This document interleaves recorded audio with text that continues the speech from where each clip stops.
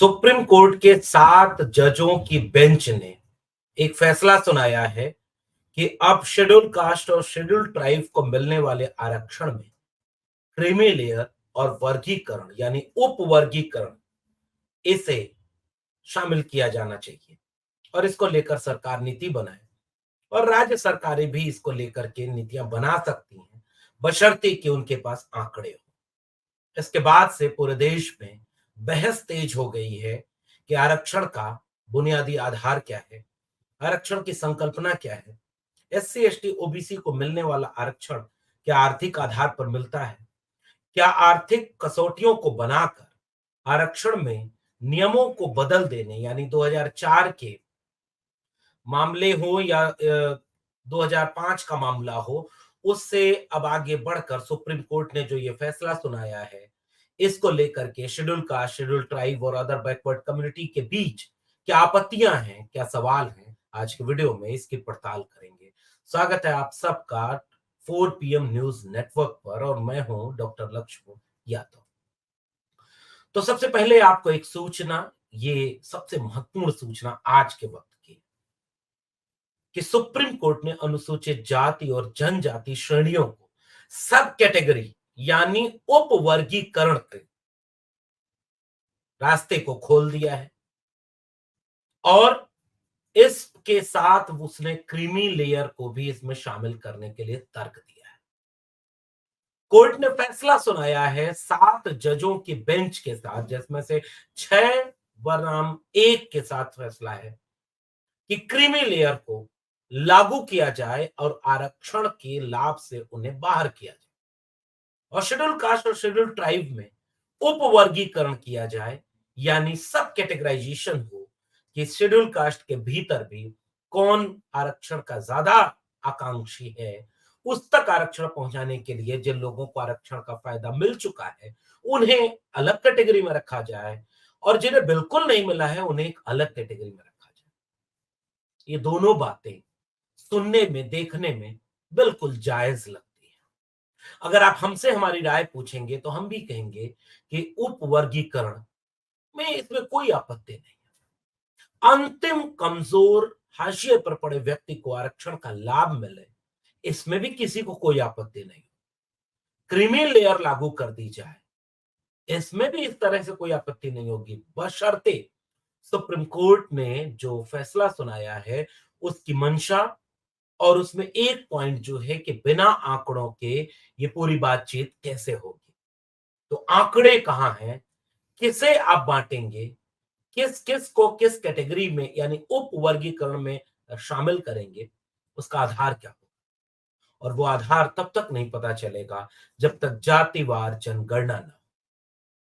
Supreme court का फैसला आज की तारीख में एक जायज फैसला हो सकता था, बशर्ते कि सुप्रीम कोर्ट के न्यायाधीश, जिसमें से एक केवल दलित थे, बाकी सब लोग एक तबके से आते थे, वे अगर एक इस फैसले में एक चीज और शामिल कर लेते कि हम जातिवार जनगणना के लिए भी पैरवी करते हैं, क्योंकि चाहे वो उपवर्गीकरण का मसला हो, चाहे क्रीमी लेयर का मसला हो, चाहे वो कैटेगरी को बांट करके इनको अंतिम व्यक्ति और कमजोर को पहचानना हो, चाहे आरक्षण का प्रतिशत देखना हो, इन सब के लिए आंकड़ों की जरूरत पड़ेगी।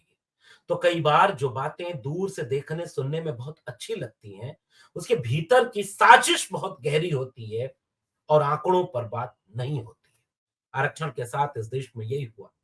आरक्षण के लाभार्थी समूहों ने आंख बंद करके आरक्षण को केवल पूजा और आरक्षण के विरोधियों ने केवल चुटकुले बनाए अपमान किया। अमेरिका में व्हाइट और ब्लैक के बीच में जो नस्ल भेद था, उसने दो दो गृहयुद्ध अमेरिका को झेलाए। अमेरिका में व्हाइट्स ने ब्लैक को ये नहीं कहा कि हम तो एक थाली में बैठकर खाते हैं, फिर आप हमसे क्यों लड़ रहे हैं। अमेरिका के व्हाइट्स ने आंदोलन में ब्लैक्स के पीछे खड़े होकर ये बात कबूल की कि हमारे पुरखों से गलतियां हुई कि उन्होंने रंग भेद किया। हम घुटने पर बैठकर अपने पुरखों के किए गुनाह की माफी मांगते हैं। हमने व्हाइट हाउस बनाया है, लेकिन अब हम अपने देश को इतना बदलेंगे कि उसमें एक ब्लैक को प्राइम मिनिस्टर प्रेसिडेंट बनाकर पेश कर दें, बराक ओबामा। व्हाइट्स ने कभी ये नहीं कहा कि हम तो एक थाली में बैठकर खाते हैं और हम तो अन्याय और भेदभाव छुआ-छूत भी नहीं करते। अमेरिका ने ये नियम बनाया कि हम अपने हर एक पब्लिक स्पेस का डाइवर्सिटी इंडेक्स जारी करेंगे और पूरे देश को ये बताएँगे कि जो जनगणना रजिस्टर में लोग आँकड़े हैं, वो देश चलाने में कहाँ-कहाँ कितने शामिल हैं। कोई भी फिल्म उनकी ब्लैक और व्हाइट की जोड़ी के बिना पूरी नहीं मानी जाती। कोई भी पब्लिक स्पेस अपने डाइवर्सिटी इंडेक्स के बिना कभी भी लोकतांत्रिक नहीं माना जाता। हमारे देश में इसके उलट हुआ।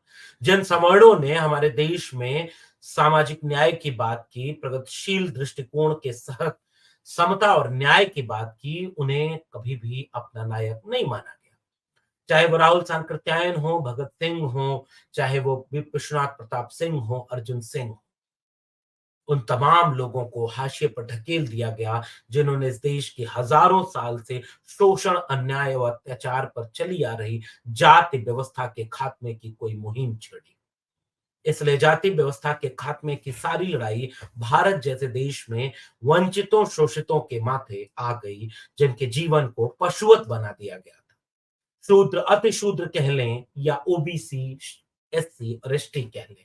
इस देश में जिन्होंने जाति व्यवस्था के आधार पर होने वाले आर्थिक शोषण, लैंगिक शोषण और सामाजिक अन्याय व शोषण को सहा, उन्हीं के बीच से एंटी कास्ट मूवमेंट खड़े हुए और उन्होंने ही इस देश को सबका देश बनाने की जिम्मेदारी उठाई। आजादी के बाद भारत के संविधान में कुछ प्रावधान किए गए कि अनुसूचित जाति को अनटचेबल के तहत जो एक विषमता झेलनी पड़ी, अमानवीय जीवन के लिए मजबूर होना पड़ा, उनके काम से उनकी हिकारत को जोड़ दिया गया कि समाज में कोई धोबी, कोई मोची, कोई मैला ढोने वाला, कोई वाल्मीकि, कोई जाटव, वो जो काम करता है, वो अच्छा काम नहीं है। और यह कह करके दलितों के ढेर सारी आबादी को अछूत बना दिया गया। क्या ये मानवीय था? वो मंदिर नहीं जा सकते, वो मुख्य मार्ग पर नहीं चल सकते, वो देश चलाने में शामिल ही नहीं हो सकते, वो कोई और काम नहीं कर सकते। इस देश के आदिवासियों को जल जंगल जमीन से महदूद करके उन्हें जंगलों में कैद रखने की कोशिश की गई। या तो उनके ऊपर अपनी संस्कृति को थोपा गया या उनकी संस्कृति को किनारे कर दिया गया। और जब इस देश के आदिवासियों ने जयपाल सिंह मुंडा बन करके बाबा साहब अम्बेडकर जैसे लोगों ने जो दलितों के लिए किया या और लोगों के लिए भी किया, जयपाल सिंह मुंडा ने संविधान सभा की बहस में आदिवासियों के पक्ष को रखा। अदर बैकवर्ड कम्युनिटी के लिए बैकवर्ड क्लासेस लीग, बाबा साहब अम्बेडकर, पेरियार जैसे तमाम लोगों ने एक ऐसी लड़ाई लड़ी जिसकी वजह से अनुच्छेद 15(4), अनुच्छेद 16(4) और अनुच्छेद 340 बना कि हम पिछड़ेपन के आधार पर जो शेड्यूल कास्ट और शेड्यूल ट्राइब नहीं है, लेकिन सामाजिक और शैक्षणिक रूप से पिछड़ गए हैं, उनको भी हम आरक्षण देंगे। हम जानते हैं कि जब तक इस देश में आरक्षण लागू नहीं हुआ था, तब तक इस देश में एससी, एसटी और ओबीसी में आने वाली कम्युनिटीज की भागीदारी नहीं के बराबर। हम आप बाकी दिनों की बात छोड़ दें, हम 2024 के भारत की बात करें तो आंकड़े बताते हैं कि विश्वविद्यालयों में केवल 4% ओबीसी प्रोफेसर पहुंच पाए। इस देश के अरबपतियों में 90% से ज्यादा अरबपति केवल सवर्ण हैं। इस देश के जुडिशरी में, न्यायपालिका में 99% तक आबादी एक ही तबके यानी सवर्ण तबके की है। अपवाद में कभी कोई दलित, कभी कोई आदिवासी और कभी कोई पिछड़ा जज बन जाता है और वो जज सुप्रीम कोर्ट में बैठ करके इस फैसले के तहत वे टिप्पणियां करने लगे जो आरक्षण विरोधी कल तक चाय चट्टी के चौराहे पर करते थे। आखिरी व्यक्ति को आरक्षण का लाभ क्यों नहीं मिलना चाहिए? कौन कहता है कि आखिरी व्यक्ति को आरक्षण का लाभ नहीं मिलना चाहिए? लेकिन इसके लिए उपवर्गीकरण होना चाहिए। इसका तर्क कैसे जुड़ता है? अगर तर्क जुड़ता है तो आंकड़े कहां हैं? क्या अगर एक पीढ़ी में किसी ने आरक्षण का लाभ ले लिया है तो अगली पीढ़ी में उसकी सामाजिक हैसियत बदल जाएगी? अहिर को अहिरा नहीं कहा जाएगा, धोबी को धोबिया नहीं कहा जाएगा, पासी को पसिया नहीं कहा जाएगा, कुर्मी को कोयरिया नहीं कहा जाए, कोयरी को कोयरिया नहीं कहा जाएगा। क्या सम्मान बदल जाएगा? ये देश वही है जो बाबा साहब अम्बेडकर भी अधिकारी बन गए तो फाइल फेंक कर देता था। ये देश वही है जो आईएएस बनने के बाद भी उसको उसकी जाति से पहचानता है और अपमान और अन्याय देता है। तो उपवर्गीकरण के लिए सुप्रीम कोर्ट ने जो फैसला दिया है उसमें कुछ गहरी आपत्तियां हैं। वो वर्गीकरण तो चाहते हैं, जैसे जस्टिस बी आर गवई ने कहा कि राज्यों को एससी एसटी की कैटेगरी में क्रीमी लेयर की पहचान करने और उन्हें आरक्षण देने के लाभ से बाहर निकालने के लिए एक नीति बनानी चाहिए, और इसमें सच्ची समानता हासिल करने का यही तरीका है। दूसरे जज विक्रम नाथ ने इस दृष्टिकोण का समर्थन करते हुए कहा कि जैसे ही ओबीसी कैटेगरी पर क्रीमी लेयर सिद्धांत लागू है, वैसे ही एससी एसटी पर भी होना चाहिए। जस्टिस पंकज मित्तल ने कहा कि आरक्षण का लाभ केवल एक पीढ़ी तक ही रहना चाहिए। उन्होंने कहा कि अगर अगली पीढ़ी का कोई सदस्य आरक्षण के माध्यम से उच्च पद पर पहुंच गया है, तो दूसरी पीढ़ी को आरक्षण का हकदार नहीं होना चाहिए। चौथे जज जस्टिस सतीश शर्मा ने कहा कि वो जस्टिस गवई के इस विचार से सहमत है कि एससी और एसटी में भी क्रीमी लेयर की पहचान हो और ये मुद्दा राज्य के लिए एक संवैधानिक अनिवार्यता बनाया जाए। और इसमें क्रीमी लेयर का अवधान केवल अभी तक ओबीसी में है। 7 जजों की बेंच ने उसे एससी और एसटी में लागू करने का फरमान जारी किया है। हम देश से जानना चाहते हैं कि क्रीमी लेयर के क्रीम को कैसे पहचाना जाएगा। जिनके पिता जज थे, उनके बेटे भी जज बन करके आज फैसले दे रहे हैं। इस देश में न्यायपालिका 100 घरों तक महदूद कर दी गई है। वहां लेकिन परिवारवाद और एक ही पीढ़ी और एक ही जाति के लोगों का कब्जा होना, लेकिन कभी उन्होंने अपने यहाँ क्रीम को नहीं पहचाना। इस देश के अदर बैकवर्ड कम्युनिटी के क्रीम को पहचानने की बात की गई, तो अगर विश्वविद्यालयों में केवल 4% प्रोफेसर ओबीसी के पहुंचे। इस देश के आईआईटीज आईआईएम में आज भी प्रोफेसर में 4 से 5% ही ओबीसी पहुंचे। तो क्रीम कहाँ है? ओबीसी को मंडल कमीशन बताता है कि 52% आबादी को 52% आरक्षण मिलेगा, तब जाकर के उनको कोटा पूरा मिलेगा। और इस बात को समझने के लिए क्या यह तर्क नहीं देना चाहिए कि अगर ओबीसी का कोटा 27% अपर लिमिट के बाद रखा गया और अगर ईडब्ल्यूएस कोटा लागू होने के बाद सुप्रीम कोर्ट के न्यायाधीश कहते हैं कि 10% ईडब्ल्यूएस कोटा आने के बाद अपर लिमिट को 60% माना जाए, यानी 50% की उच्च सीमा खत्म हो गई है। क्या न्यायपालिका में बैठे जजों ने कभी यह बात कही कि ओबीसी में अंतिम पायदान पर खड़े व्यक्ति को तब जाकर के कोटे का लाभ मिलेगा, जब तक कि वह 27% का कोटा बढ़ाकर मंडल कमीशन की रिकमेंडेशन के अकॉर्डिंग 52% न कर दिया जाए। उपवर्गीकरण से देश में किसी को कोई दिक्कत नहीं है, लेकिन वर्गीकरण के बाद उपवर्गीकरण का खाका क्या होगा? क्या बिना जातिवार जनगणना के संभव है इस बात की पहचान कर पाना कि कुछ जातियों ने क्या अपने हिस्से से ज्यादा हक ले लिया है? ये कैसे समझ में आएगा? इसका आंकड़ा क्या है? और अगर बिना आंकड़े के सुप्रीम कोर्ट के जज ये कहते हैं, तो इसका मतलब चाय चट्टी पर कल तक आरक्षण विरोधियों की जो बहसें हो रही थी, वही सबसे अच्छी बहसें, उन्हीं तर्कों को सुप्रीम कोर्ट के जज भी दे रहे। हालांकि एक लाइन उन्होंने कहा है कि आंकड़े पर्याप्त होने चाहिए। फिर वो लाइन कहां है कि आंकड़े कहां से मिलेंगे, कैसे मिलेंगे?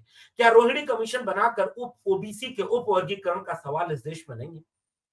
क्रीमी लेयर ओबीसी में लागू है, क्या उसके बाद भी उप वर्गीकरण को माना नहीं जाता? इन तमाम सवालों का एक जवाब है, जातिवार जनगणना। और बिना जातिवार जनगणना के क्या यह संभव है कि जिसके हक देने के बाद सुप्रीम कोर्ट कह रहा है, उसमें कोई तार्किक बात हो जाए?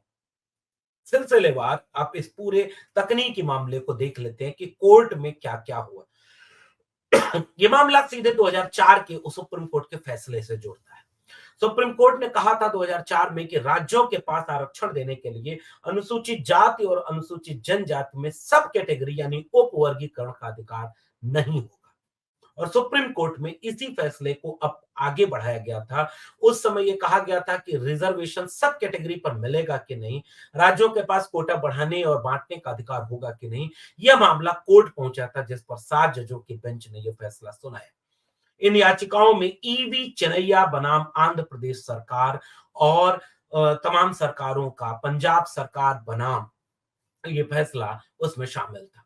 दरअसल 1975 में पंजाब ने शेड्यूल कास्ट कम्युनिटी के रिजर्वेशन को 2 भागों में बांट दिया था। एक वाल्मीकि और मजहबी सिखों के लिए और दूसरा बाकी अनुसूचित जातियों के लिए।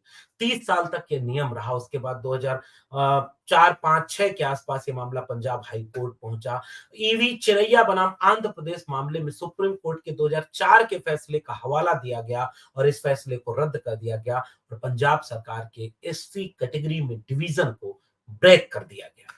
चिनिया फैसले में कहा गया था कि एससी कैटेगरी में सब कैटेगरी शामिल है और वो एक जैसी कैटेगरी है, इसे आप उसको बांट कैसे सकते हैं? अब इस 7 जजों की बेंच ने कह दिया कि आप बांट सकते हैं और इससे अनुच्छेद 14-15 का कोई उल्लंघन नहीं।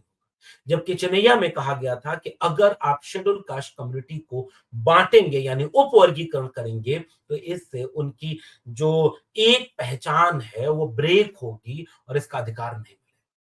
बाद में पंजाब सरकार 2006 में वाल्मीकि और मजहबी सिखों को फिर से कोटा देने के लिए एक कानून बनाती है और 2004 में फिर से हाईकोर्ट उसे रद्द कर देता है और यह तर्क देता है पंजाब सरकार ने कोर्ट में कि इंदिरा साहनी बनाम भारत संघ के सुप्रीम कोर्ट के फैसले जो 92 में था वो स्वीकार कर लिया कि ओबीसी के भीतर सब कैटेगरी की अनुमति थी तो शेड्यूल कास्ट के भीतर सब कैटेगरी की अनुमति क्यों नहीं है।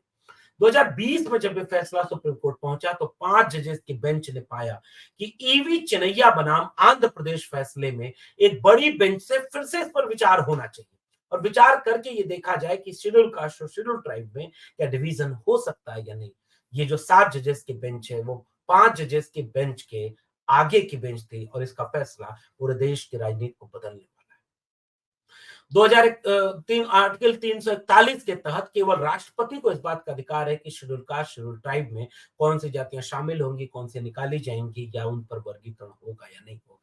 इसमें दूसरा कोई शामिल नहीं हो सकता। लेकिन 2005 में ईवी चिनैया बनाम आंध्र प्रदेश केस में सुप्रीम कोर्ट ने कहा कि अनुसूचित जातियों को हटाने और जोड़ने का अधिकार तो केवल राष्ट्रपति के पास है, तो ये अधिकार राज्य को कैसे दे सकते हैं।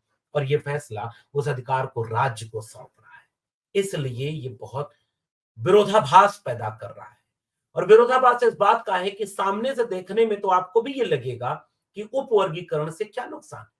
जो जातियां जो समुदाय पीछे रह गए उनको आगे आने का मौका मिलेगा। वैसे ही क्रीमी लेयर से क्या नुकसान हो सकता है। क्रीमी लेयर तो अच्छी चीज है। इस बात के तर्क से कोई इनकार नहीं कर सकता कि क्रीमी लेयर भी जायज है, उपवर्गीकरण भी जायज है। लेकिन शेड्यूल कास्ट और शेड्यूल ट्राइब में अगर आप वर्गीकरण करते हैं तो असल में उनकी पहचान के ऊपर हमला करते हैं। वो जो एक पहचान जो अछूत रहने की थी, वो जो एक पहचान जो उनके सामाजिक रूप से काम के आधार पर मिली वंचना से जुड़ गई।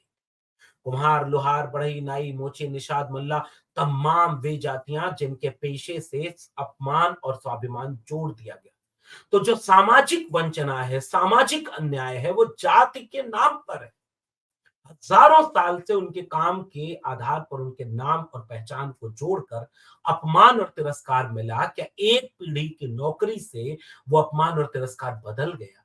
क्या एक पीढ़ी की नौकरी मिल जाने से सुप्रीम कोर्ट के मिलॉर्ड बताएं कि आईएएस बन जाने पर किसी दलित से कोई सवर्ण शादी करने को तैयार है, क्योंकि दोनों की आर्थिक कैटेगरी तो एक हो गई, दोनों आईएएस है, तो क्या दोनों के बीच रोटी बेटी का संबंध भी जायज है? क्या दोनों में छुआछूत खत्म हो गया?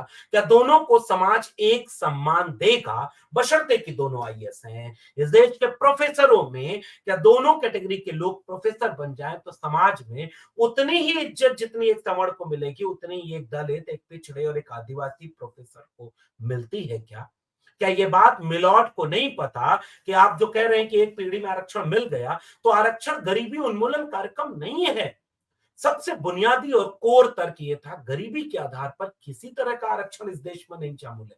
वो ईडब्ल्यूएस आरक्षण आया। आज अगर ये फैसला लागू हो गया तो कल तो गरीबी के आधार पर ही केवल आरक्षण बचेगा। एससी, एसटी, ओबीसी का आरक्षण खत्म कर दिया जाएगा। जबकि सामाजिक वंचना जाति के नाम पर इस देश में रही। मंडल कमीशन की रिकमेंडेशन जब इंदिरा साहनी मामले में 9 जजेस की बेंच के सामने पहुंचती है और तर्क ये दिया जाता है कि भाई शैक्षणिक और सामाजिक पिछड़ेपन को जाति के आधार पर नहीं देखा जा सकता है, तो इंदिरा साहनी मामले में 9 जजेस की बेंच ने माना कि मंडल कमीशन की रिकमेंडेशन बिल्कुल जायज है कि जाति के नाम पर ही इनको सामाजिक और शैक्षणिक वंचना का शिकार, जाति के नाम पर ही आर्थिक संसाधनों से वंचित रखा। इसलिए आरक्षण जाति के आधार पर मिला, न कि गरीबी उन्मूलन के नाम। लेकिन 7 जजेस के बेंच कहती है कि वो आर्थिक कैटेगरी हो जाएगी, इसलिए उसमें क्रीमी लेयर लगा दो। क्या क्रीमी लेयर से उस समाज के लेयर में एक दलित, एक पिछड़े, एक आदिवासी को वही सम्मान मिला जो बाकी क्रीम को मिला? क्या मिलॉट के पास इसका कोई आंकड़ा है? क्या मिलॉट के पास इसका कोई सामाजिक और समाज शास्त्री विश्लेषण की फिलॉसफी है क्या? नहीं है। इस देश की कड़वी सच्चाई यह है कि आप बड़े से बड़े अधिकारी बनकर बहुत बड़े पोस्ट पर पड़े जाएं, आप क्यों न राष्ट्रपति बनकर रामनाथ कोविंद हो जाएं, मंदिर में नहीं घुस सकते। आप राष्ट्रपति द्रौपदी मुर्मू बन जाएं, लेकिन आप आदिवासी पहचान के साथ कई जगह भेदभाव के शिकार होंगे। इसलिए यह फैसला बेहद आपत्तिजनक है, इसलिए भी कि जब तक आपके पास जातिवार जनगणना नहीं है, जब तक आपके पास आंकड़े नहीं है, आप उपवर्गीकरण करेंगे कैसे? आप क्रीमी लेयर इंक्लूड करेंगे कैसे? इस फैसले ने एक शब्द भी जातिवार जनगणना पर टिप्पणी नहीं की। और बिना आंकड़ों के अगर ये विभाजन होता है तो उस तरह की हकमारी को पैदा करेगा जिसमें क्राइटेरिया कुछ भी क्लियर नहीं होगी। ऐसा रोस्टर बनेगा कि टॉप क्लास की नौकरियों में वो पद खाली पड़े रहेंगे जिनको उनके लिए आरक्षित किया गया, जिनके लिए आज बड़ी पीड़ा उन लोगों में होती है जो आरक्षण विरोधी हैं कि भाई आरक्षण का लाभ उन तक पहुंचे जो सदियों से पीछे रह गए। उनके हिस्से का हक कोई और खा रहा है।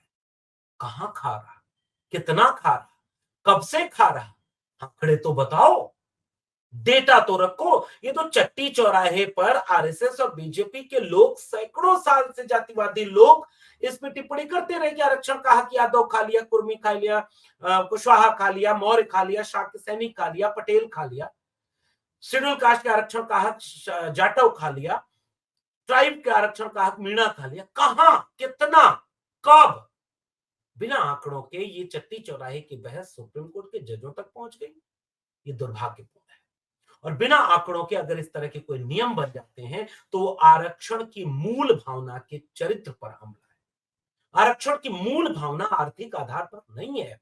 इसलिए बिना जातिवार जनगणना के इस तरह की कोई टिप्पणी भारी पड़ेगी और इस पूरे समुदाय में इस बात को खासी तौर पर नाराजगी के रूप में देखा जाए कि आप उनकी पहचान, उनके स्वाभिमान और उनके सम्मान के अधिकार की लड़ाई पर हमला कर रहे हैं। और हमला वो कर रहे हैं जो निर्णय में शामिल नहीं है। उस निर्णय में आदिवासी, दलित और पिछड़े कितने हैं? उस 7 जजेस में, उस सुप्रीम कोर्ट में, प्रोफेसरों में, वाइस चांसलर में, डॉक्टर में, इंजीनियर में, आईआईटीज में, आईआईएम में, वो अपने कोटे के बराबर कहीं नहीं पहुंचे और कोटे में क्रीमी लेयर ला दो, कोटे को बांट दो। ये तर्क तो आरक्षण को कमजोर करने का तर्क है जो चट्टी चौराहों से चलकर सुप्रीम कोर्ट की महान न्यायपालिका में पहुंच गया। ये दुर्भाग्य। आपका क्या मानना है नीचे कमेंट बॉक्स में जरूर बताइए। फिर मिलेंगे किसी और टिप्पणी के साथ, तब तक देखते रहिए 4 PM न्यूज नेटवर्क। बहुत बहुत धन्यवाद।